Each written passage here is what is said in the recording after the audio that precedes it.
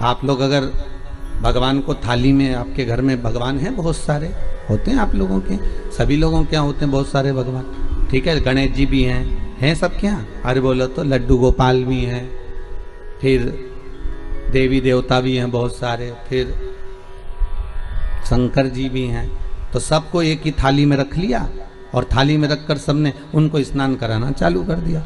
अब सबको स्नान कराया तो शिव जी को भी कराया, बोलो कराया कि नहीं कराया, थाली के अंदर रखा। अब तुमने स्नान तो करा दिया, स्नान कराने के बाद वो जल को क्या करा तुम लोगों ने, ले जाकर तुलसी के क्यारे में डाल दिया। तो महाराज जी पहले के समय में क्या कालसर्प दोष पितृदोष नहीं होता था? बिल्कुल नहीं होता था। पहले के समय में ना कालसर्प दोष होता था ना पितृदोष होता था। क्यों? तो क्या घर में लोगों के शंकर जी नहीं होते थे? होते थे। लोग शिव जी को स्नान कराते थे, पर घर में बगीचा, खलियान, खेत,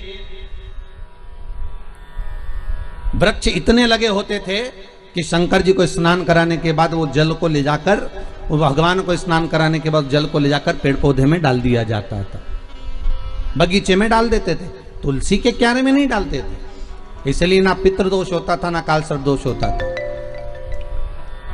अब दुनिया के लोग भगवान को स्नान करा के ले दे के एक ही पौधा घर में दिखता है, वो तुलसी जी का, बस स्नान कराया और तुलसी जी में ले जाकर डाल दिया। तो तुलसी जी में ले जाकर डाला तो उससे शास्त्र कहता है कि अगर शिव जी का चढ़ा हुआ जल तुलसी के क्यारे में जाएगा तो सर्प के डसने का दोष लग जाएगा, जिसको हिंदू धर्म में काल सर्प दोष कहा गया।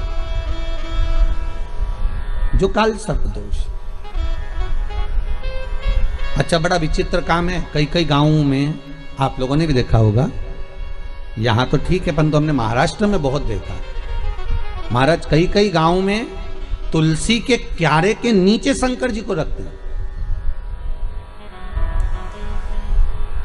ये तुलसी के कुंड के अंदर शंकर जी को रखेंगे, पर ये दो कोई आपको अलग अलग तरह से ना जाने घुमा फिरा के, ना जाने बुद्धि ऐसी फेर कर गलत चीज बताएगा ना, तो वो समझ में आ जाएगी आप लोगों को। दुनिया की आदत है।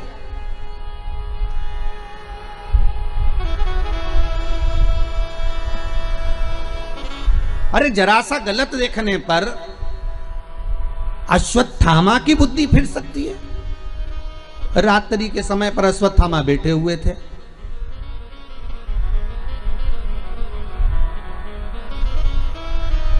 और रात्रि के समय पर अश्वत्थामा बैठे, और बैठे बैठे अश्वत्थामा ने क्या देखा कि एक वृक्ष के कोटर में कौवे के अंडे रखे हुए हैं, कौवे के बच्चे रखे हुए हैं, और एक उल्लू रात्रि के समय पर उड़ता उड़ता आया और वो कौवे के अंडों को उसने, रात के समय कौवा जब सो गया तो उसके अंडों को, उसके बच्चों को मार दिया। किसने? उल्लू ने। अश्वत्थामा ने देख लिया इससे जोरदार कोई काम नहीं हो सकता।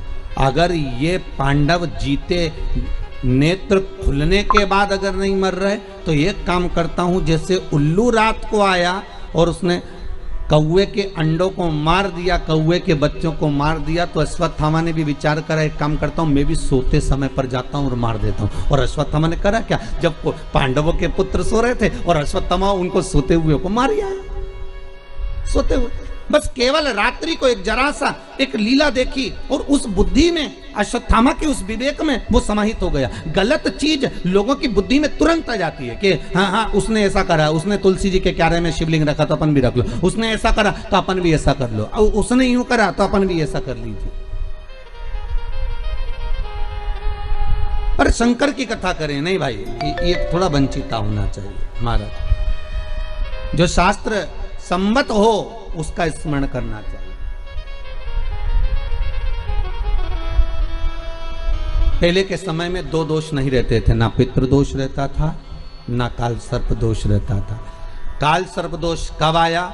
जब आप लोगों ने भगवान का चढ़ा हुआ जल, शिव जी का चढ़ा हुआ जल तुलसी में चढ़ाना प्रारंभ करा, तब काल सर्प दोष आया। और पितृदोष पहले नहीं होता था। क्यों? क्योंकि लोग घर के मटके में से, घर के हंडे में से, घर के परिंडे में से लोटा भरकर पानी लेकर जाते थे और शंकर को चढ़ाते थे। घर का जो रसोई घर होता था